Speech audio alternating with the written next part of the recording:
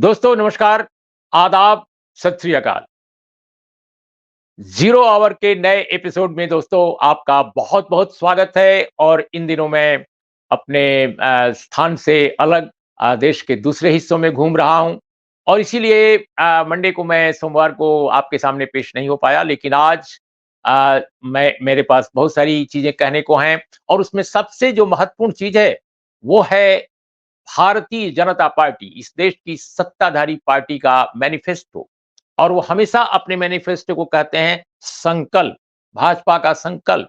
और इसके साथ जोड़ी है बात मोदी की गारंटी। यानी भाजपा के संकल्प से भी काम नहीं चला, तो मोदी की गारंटी इसमें दर्ज किया गया है। दोस्तों, हर पॉलिटिकल पार्टी का मैनिफेस्टो मैं ठीक से पढ़ता हूं और पढ़ने के बाद उस पर ज़रूर कोशिश करता हूँ कि कुछ बात कहूँ। दोस्तों, आपने भी पढ़ा होगा या अखबारों में, लेकिन अखबारों में तो आजकल जानते हैं उतना ही छपता है, खासकर हिंदी अखबारों में, जितना कहा जाता है। आम तौर पे टेलीविज़न में वही दिखाया जाता है, जिसको कि पहले से तय किया गया होता है कि क्या-क्या हेडलाइन्स होंगी। लेकिन दोस्तों, ये जो बीजेपी का मैनिफेस्टो है, बहुत दिलचस्प है, बल्कि मैं तो कहूँगा मनोरंजक है।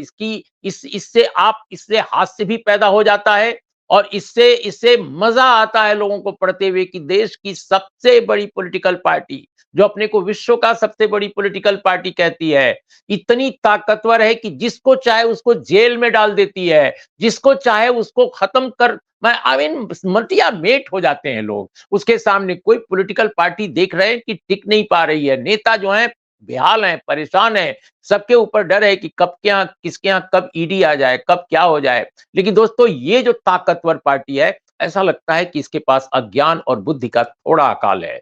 इतने बड़े-बड़े एक्सपर्ट हैं इस पार्टी के पास, इतने बड़े-बड़े आईएएस अफ़सर हैं, बड़े-बड़े पता नहीं मठाधीश हैं, इतने बड़े रिसर्चर्स हैं, लेकिन अगर इनका मैनिफेस्टो देखिए, संकल्प पत्र देखिए, तो उसमें बौद्धिक दरिद्रता दिखाई देती है। Poverty of intellect. जैसे उदाहरण के तौर पे मैं कुछ मजेदार बातें आपके सामने पेश करना चाहता हूं जो आपको लोगों ने नहीं अभी तक बताई। इसमें एक बड़ी दिलचस्प बात कही गई है कि 70 वर्ष से अधिक उम्र के सभी बुजुर्गों का आयुष्मान योजना के तहत 5 लाख तक का इलाज मुफ्त रहेगा। यानी भारत में फ्री फ्री मेडिकल केयर पाने के लिए, स्वास्थ्य सेवाओं का लाभ उठाने के लिए मुफ्त 70 साल का होना पड़ेगा। 70 साल से पहले जो बीमार पड़ने वाले लोग हैं, उनके लिए सरकार जिम्मेदार नहीं है। इसका मतलब ये हुआ इसका मतलब ये हुआ कि भारत में लोक स्वास्थ्य सेवा यानी जन स्वास्थ्य सेवाएं वो तभी उपलब्ध होंगी मुफ्त जब आप 70 से ऊपर हो जाएंगे, 70 साल से ऊपर। क्या लिखा गया है? देश दुनिया में जितने हैं प्रमुख, जहां पर फेडरल स्ट्रक्चर है, जहां पर डेमोक्रेटिक स्ट्रक्चर है, जहां पर अलग-अलग राज्य भले ही हों लेकिन एक मिलजुल कर काम होता है, भारत जैसे समाज जैसे हमारा देश है, रिपब्लिक है। तो दोस्तों, डेमोक्रेसी का तकाजा है कि सबके लिए स्वास्थ्य और सबके लिए शिक्षा मुफ्त हो, और अगर मुफ्त ना हो तो न्यूनतम न्यूनतम उस पर एक्सपेंसेस हो। यूरोप के कई ऐसे मुल्क हैं दोस्तों, जहां सबके लिए स्वास्थ्य सेवा मुफ्त है, चाहे वो किसी भी तबके का आदमी हो। आप देख लीजिए, डेनमार्क है, नॉर्वे है, स्वीडन है, इंग्लैंड में इतनी अच्छी व्यवस्था है। ठीक है, आप कह लीजिए कि वहां पर थोड़ी मिक्स है, लेकिन फिर भी उनकी जो नेशनल जो हेल्थ स्कीम है वो गजब की है। और कोविड के दौर में उसने चमत्कार किया था, लोगों को बचाया था। लोग दौड़े नहीं इधर से उधर। हमारे यहाँ तो अस्पतालों में जगह नहीं मिल रही थी। न जाने कितने लोग अस्पताल जाने के रास्ते में मर गए और कितने लोग अस्पताल जाकर गैस सिलेंडर, ऑक्सीजन सिलेंडर न मिलने से मर गए। लेकिन दोस्तों, हमारे यहाँ अब जो सरकार है 10 साल के बाद कह रही है, जो 10 साल तक सेवा में रह चुकी है, वो कह रही है कि 70 साल के जब होंगे तो आपको मुफ्त इलाज होगा, लेकिन वो भी 5 लाख का। अब ऐसे अनेक रोग हैं जो बूढ़े होने पर लोगों को हो जाते हैं, होते रहते हैं। अब उसमें इलाज इतना महँगा है कि 5 लाख क्या, 5 लाख तो किसी प्राइवेट नर्सिंग होम में जाइए, अस्पताल में जाइए तो कहते हैं कि भैया 10 लाख पहले जमा करो तब तुम्हारा इलाज करेंगे। इसके लिए जिम्मेदार भारत सरकार नहीं। यानी भारत सरकार, भारत की जो प्राइवेट हाथों में जो स्वास्थ्य सेवाएं हैं उसके बारे में यहां कुछ भी नहीं कहा गया है कि कैसे उसको रेगुलेट करेंगे। पब्लिक अथॉरिटी के जरिए प्राइवेट सेक्टर जो घुसा हुआ है भारत की स्वास्थ्य सेवाओं में, उसमें उसको रेगुलेट करने के लिए कुछ भी नहीं कहा गया है। और दोस्तों, आपको एक बहुत चौंकाने वाला आंकड़ा बता रहा हूं। इस वक्त भारत में जब मैं बात कर रहा हूं, 89% जो स्वास्थ्य केंद्र हैं, स्वास्थ्य सेवाएं हैं, वो किसके पास हैं? प्राइवेट के हाथ में। अगर यह आंकड़ा और बढ़ गया हो तो मैं नहीं जानता, आपको मैं 3 साल पहले का आंकड़ा पेश कर रहा हूं। 89% जो स्वास्थ्य सेवाएं हैं भारत में, जो जनता को, जहां पर जनता जाती है अस्पताल में इलाज कराने, या किसी जैसे बीमार कोई पड़ा तो जाते हैं, तो 89% जो स्वास्थ्य केंद्र हैं, स्वास्थ्य स्वास्थ्य सेवा केंद्र हैं, या अस्पताल हैं, या नर्सिंग होम हैं, वो प्राइवेट हाथों में है। 89% प्राइवेटाइज्ड, 89%। तो ऐसी स्थिति में भारत में जो केवल 11% जो इस समय स्थिति है देश में, वो लोग स्वास्थ्य सेवाएं हैं। यानी पब्लिक जो सेक्टर है, यानी सरकारी जो चिकित्सालय हैं, वो 11% ही तक बचे हैं केवल। वहीं तक उनकी रीच है, 11% सेवा तक। तो ऐसे में 89% के बारे में ये सरकार बिल्कुल खामोश है कि उसको कैसे रेगुलेट करेंगे। और आप कह रहे हैं कि 5 लाख रुपया देंगे, तो 5 लाख रुपया तो दे दिया, लेकिन इलाज अनेक जगहों पर नहीं होगा 5 लाख में। उसके लिए क्या होगा? और 70 से नीचे वाले लोगों का क्या होगा? इसके बारे में गोल है, इसके बारे में गोल। तो अगर 10 साल की सेवा के बाद भी अगर आप देश के सभी लोगों के लिए मुफ्त स्वास्थ्य सेवाएं उपलब्ध नहीं कराते सरकारी क्षेत्र में, तो मैं समझता हूं कि यह सरकार की नाकामी है। पूरी दुनिया में जो डेमोक्रेटिक कंट्रीज हैं या समृद्ध देश हैं, विकसित भारत जैसे कहा जा रहा है, तो जो विकसित देश हैं उनकी बात मैं नहीं कह रहा हूं। जो अर्ध विकसित देश हैं या विकासशील देश हैं, या विकासशील देशों से विकसित देश की श्रेणी में पहुंचने वाले जो देश हैं, पहुंच रहे जो देश हैं, वहां पर 6 से लेकर के 14% तक पूरी जीडीपी है, उसका 6% से लेकर के और 14% तक खर्च स्वास्थ्य पर हो रहा है। 6 से लेकर के 14% तक। लेकिन अपने यहां देश में क्या स्थिति है दोस्तों? 4% भी हम नहीं कर पा रहे हैं। और आप कह रहे हैं कि हम चमत्कारिक काम कर रहे हैं जनता के लिए। और दूसरा एक बहुत रोचक प्रसंग है कि एक तरफ हमारा मैनिफेस्टो पार्टी का, बीजेपी का, सत्ताधारी पार्टी का, वो कहता है कि विकसित भारत हम श्योर कर रहे हैं, डेवलप्ड इंडिया, उसके लिए एक टाइम फ्रेम तय किया गया है। तो बहुत महत्वपूर्ण नारा इस सरकार का क्या है? विकसित भारत। लेकिन विकसित भारत के राजमार्ग पर चलते हुए इस देश के 80 करोड़ लोगों को क्या कहा गया है कि भैया 2029 तक आपको फ्री राशन देंगे। फ्री राशन, यानी विकसित भी भारत होगा और फ्री राशन भी मटेगा। तो जब आप फ्री राशन बांट रहे हैं 80 करोड़ लोगों को, 140-44 करोड़ लोगों के बीच से 80 करोड़ लोग अगर इस देश में इस स्थिति में है कि वो अपने से भोजन अपना नहीं चला सकते, खाना नहीं खा सकते अपने से, और सरकारी मदद उनको मिल रही है 80 करोड़ लोगों को, तो आप कल्पना कर सकते हैं कि हम कितने विकसित हैं। क्या ये किसी विकसित होते देश की पहचान है कि 80 करोड़ लोगों को सरकार अपने गोदाम से निकाल करके और अनाज दे? इसका मतलब हम कहीं ना कहीं झूठ बोल रहे हैं। ये एक तरफ दावा हम कर रहे हैं कि हम अमेरिका बन रहे हैं, हम यूरोप बन रहे हैं, ऑस्ट्रेलिया बन रहे हैं, जापान बन रहे हैं, और दूसरी तरफ हम जो अफ्रीका के बहुत पिछड़े मुल्क हैं, उनकी स्थिति में अपनी 80 करोड़ पॉपुलेशन को देख रहे हैं। तो ये जो विरोधाभास है, इस पर ये मैनिफेस्टो हास्य का पात्र बनता दिख रहा है। तीसरी बात बहुत दिलचस्प आपको बताऊं, इसमें एक बात कही गई है कि पेपर लीक के खिलाफ सख्त कानून बनाएंगे। अब दुनिया के किस विकसित देश में या विकसित होते देश में पेपर लीक हो जाते हैं? लेकिन हमारे रामराज, कहा जा रहा नहीं कि रामराज ला रहे हैं या रामराज आ गया है कई जगहों पर, लेकिन वहां पेपर लीक सबसे ज्यादा हो रहा है। तो पेपर लीक तो पहले हो रहा है, अब आप कह रहे हैं कि इसके लिए सख्त कानून बनाएंगे। अरे भाई, पेपर लीक ही क्यों हो रहा है? हमारे जमाने में तो पेपर लीक नहीं होता था जब हम पढ़ते थे। हम जब पढ़ते थे, शुरुआत हमने की थी तो नेहरू जी का राज था, प्रधानमंत्री वो थे। उनके बारे में कहा जाता है उन्होंने देश के लिए कुछ किया ही नहीं, पेपर लीक नहीं होता था। फिर इसके बाद कुछ और प्रधानमंत्री आए, शास्त्री जी आए, फिर इंदिरा जी आईं, फिर अन्य लोग आए, वीपी सिंह आए, देवगौड़ा साहब आए। हमने तो पेपर लीक अपने यहाँ होते नहीं देखा, लेकिन आजकल पेपर लीक हो रहा है। पता नहीं कैसा राम-राज है कि पेपर ही लीक हो जाता है। तो पेपर लीक हो रहा है, अब आप कहते हैं कि इसके लिए हम कानून बनाएँगे। अरे भाई, कानून नहीं है क्या? कोई आपराधिक काम न हो इसके लिए तो न जाने कितने कानून आपने बना रखे हैं। सीआरपीसी, आईपीसी सबको आपने चेंज कर दिया और कहा कि एक क्रांति हो गई भारत में। अंग्रेजों के जमाने के सारे कानून बदल गए। लेकिन अंग्रेजों के समय पेपर लीक तो नहीं होता था, इसलिए कानून नहीं था, अब कानून आप बना रहे हैं। अब फिर इसके लिए भी कानून बनेगा कि हम ऐसी बात बोल क्यों रहे हैं? ऐसी बात ना बोली जाए। ऐसा जो बोलेगा उसको हम दंडित करेंगे, तो इसके लिए भी कानून बनेगा। और कानून बन चुके हैं, बहुत सारे ऐसे कानून हैं दोस्तों। तो घोषणा पत्र का ये एक बहुत ही दिलचस्प वादा है। और एक और बात मैं कहना चाहूँगा, बुलेट ट्रेन। बुलेट ट्रेन तो 3 तो चलेगी अब, लेकिन बुलेट ट्रेन पूर्वोत्तर और दक्षिण भारत में भी चलाने का वादा किया गया है। अब मेरा ये कहना है कि उत्तर और पूर्वोत्तर और दक्षिण भारत में आप बेशक चलाइए। पहले अहमदाबाद और मुंबई के बीच में चला लीजिए। लेकिन हमारा ये कहना है कि बुलेट ट्रेन की ज़रूरत भारत को है कि आम ट्रेनों की ज़रूरत है।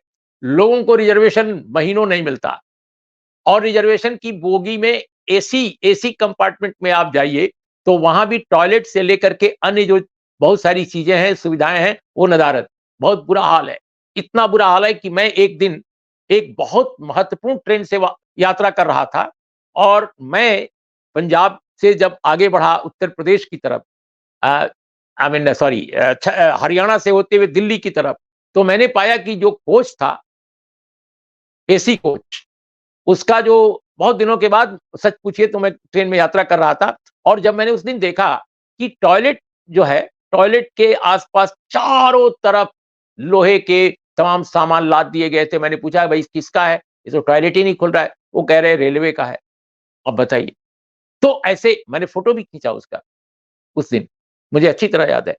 लेकिन ये स्थिति इस देश में है कि आम लोगों के लिए ट्रेनों की स्थिति खराब है, लेकिन बुलेट ट्रेन चलाएँगे। बुलेट ट्रेन किसके लिए चलाएँगे? जिनके लिए बुलेट ट्रेन आप चला रहे हैं, वो तो हवाई जहाज़ से यात्रा कर लेते हैं। फिर क्यों बुलेट ट्रेन चला रहे हैं? सारी ज़मीन आप उसमें से ले रहे हैं किसानों की, उनको भुगतान कितना कर रहे हैं? तो उसका फ़ायदा किसको है? बुलेट ट्रेन का फ़ायदा किसको है? बड़ी कंपनियों को है, विदेश की और देश की, और बीच में कमीशन लेने वालों का है। तो बुलेट ट्रेन पर भी विचार करने की ज़रूरत है। ट्रेनों के खिलाफ मैं नहीं हूँ। शानदार ट्रेनें चलवाइए, नो डाउट, लेकिन ऐसी ट्रेनें शानदार चलाइए जो आम लोगों को जिनकी ज़रूरत है, जिनसे आम लोग लाभान्वित हो सकें।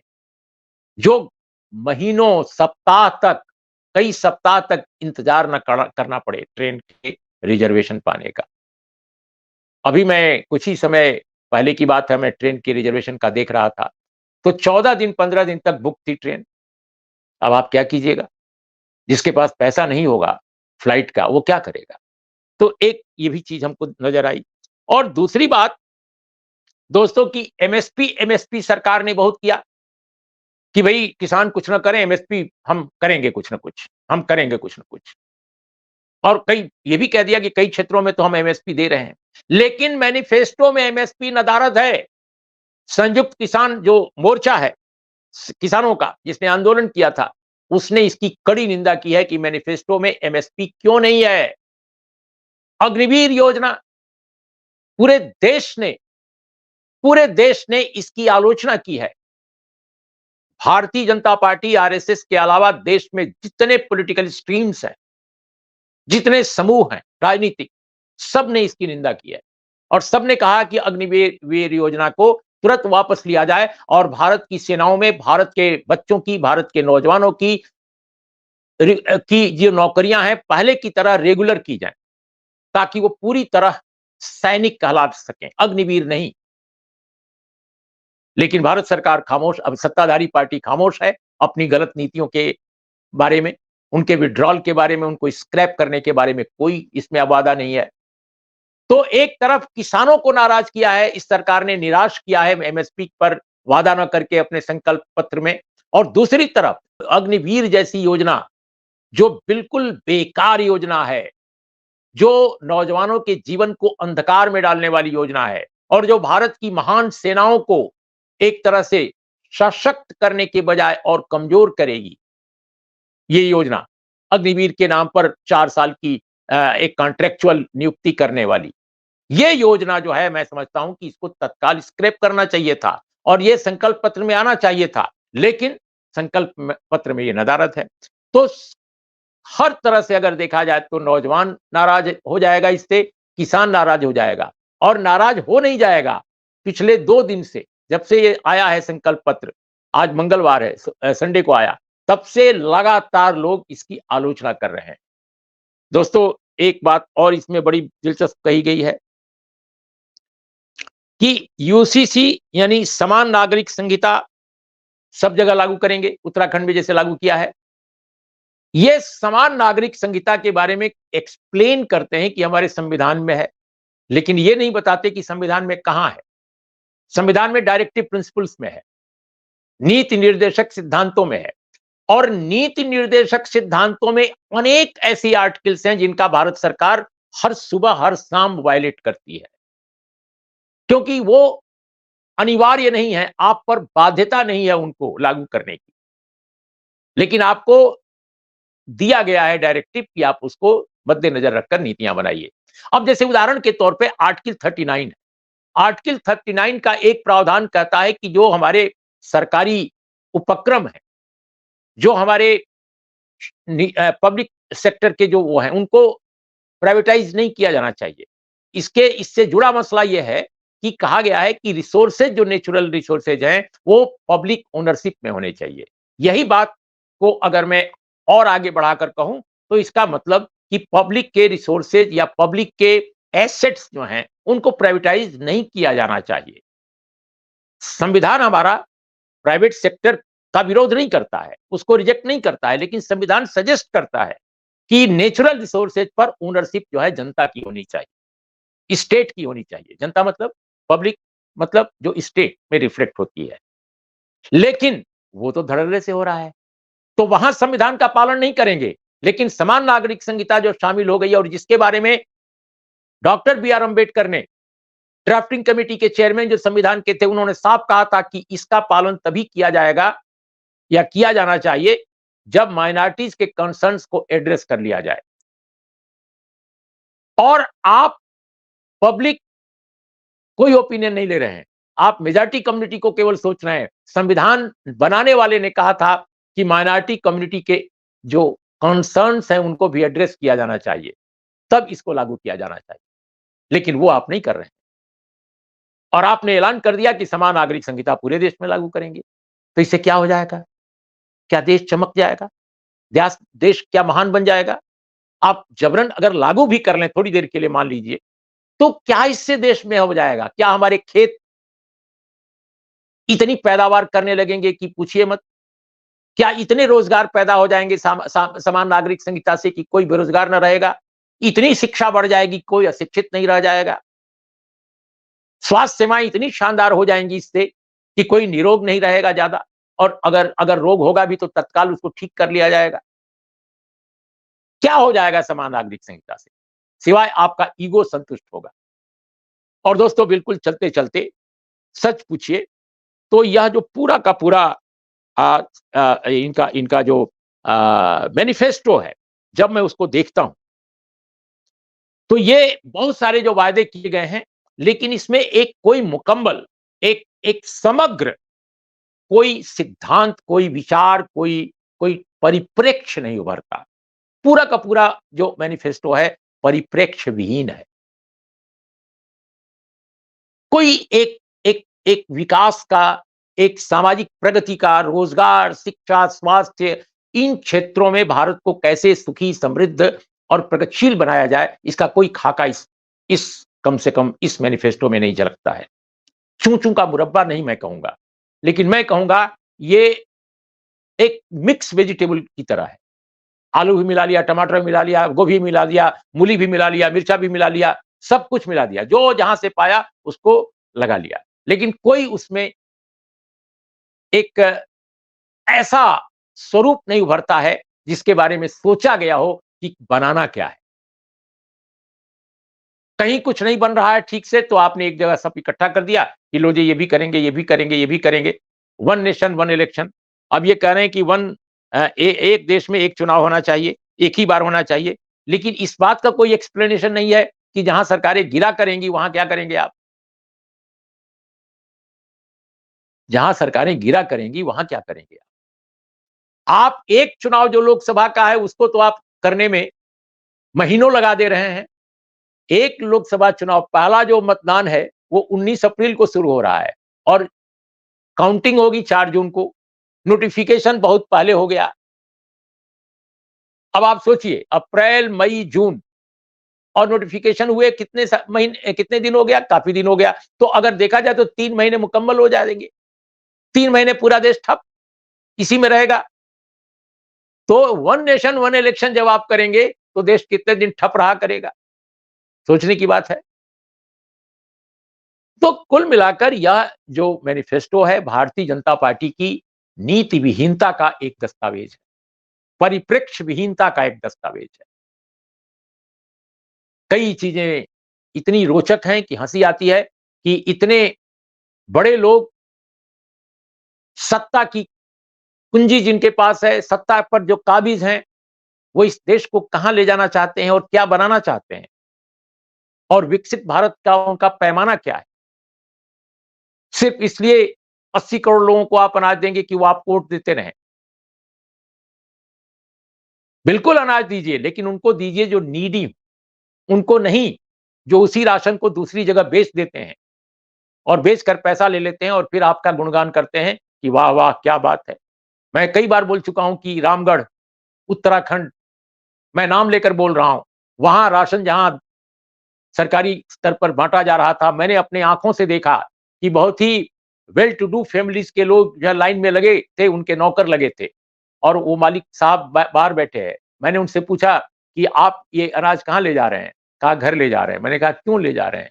आप तो ये अनाज खाएंगे नहीं। तो उन्होंने कहा नहीं, बच सब नौकर चाकर हैं, खा लेते हैं और नहीं तो बाहर भी चला जाता है, बिक जाता है। उन्होंने खुलेआम कह दिया, उनको मालूम नहीं था कि मैं जर्नलिस्ट हूँ। तो आप सोचिए। तो दोस्तों इस तरह जो कांग्रेस पार्टी के मैनिफेस्टो पर बीजेपी ने जबरदस्त अटैक किया। लेकिन कांग्रेस पार्टी के मैनिफेस्टो में भी कुछ कमियां थी, इसमें कोई दो राय नहीं है। बहुत सारे लोगों ने सवाल उठाया कि ये नहीं है, वो नहीं है। जैसे ओपीएस के बारे में कि जो पेंशन योजना ओल्ड है, उसको उसके बारे में कांग्रेस का मैनिफेस्टो खामोश है। और भी कई चीजों के बारे में खामोश है। लेकिन कुल मिलाकर जितने कांग्रेस के आलोचक भी कई ऐसे हो सकते हैं मेरे जैसे, जो मानते हैं कि बेहतर पर्सपेक्टिव के साथ कांग्रेस ने इस बार अपना मैनिफेस्टो पेश किया है। लेकिन कांग्रेस के मैनिफेस्टो के मुकाबले बीजेपी का मैनिफेस्टो बीजेपी के अपने स्टैंडर्ड से ही निराश करता है। बीजेपी जितने दावे करती है, उतना ही खोखला है ये मैनिफेस्टो। तो देखिए, मैनिफेस्टो से तो सचमुच हमारे आप जैसे लोग जो हैं उसकी चर्चा कर लेते हैं, लेकिन आम जनता, साधारण गरीब जनता उतनी चर्चा नहीं करती। असल तो मैनिफेस्टो भारतीय जनता पार्टी के असल मैनिफेस्टो तो मोदी जी हैं और पूरे मीडिया ने और पूरा जो प्रचार तंत्र है सरकार का, उसने मोदी जी को ही अपना मैनिफेस्टो एक तरह से बीजेपी का बना रखा है। लोग मैनिफेस्टो पढ़कर नहीं, बल्कि मोदी जी क्या कह रहे हैं या क्या नहीं कह रहे हैं, जो उनके भक्त होंगे, जो उनके समर्थक होंगे, उसके आधार पर बीजेपी बीजेपी को वोट देंगे। क्योंकि बीजेपी की यूएसपी तो मोदी जी आज बन गए हैं। चाल चरित्र चेहरे वाली पार्टी, कार्यकर्ताओं वाली पार्टी, आज पूरी तरह व्यक्ति केंद्रित पार्टी बन गई है, एक व्यक्ति के इर्द-गिर्द। और ऐसे में अब देखना होगा कि बीजेपी के जो चेहरा हैं मोदी जी, उनके नाम पर जनता कितना वोट देती है। मैनिफेस्टो के नाम पर तो शायद जनता बहुत वोट देने से रही। लेकिन हाँ, मोदी जी का जो चेहरा है, वो अपने आप में मैनिफेस्टो है। वो महत्वपूर्ण होगा चुनाव में कि जनता इस बार किस आधार पर अपना मतदान करती है। वो मौजूदा सरकार से अगर दुखी है, क्षुब्ध है, तो विरोध दर्ज कराती है या वो सब कुछ भूलकर फिर मोदी जी को वोट दे देती है। तो नमस्कार, आदाब, सत श्री अकाल दोस्तों।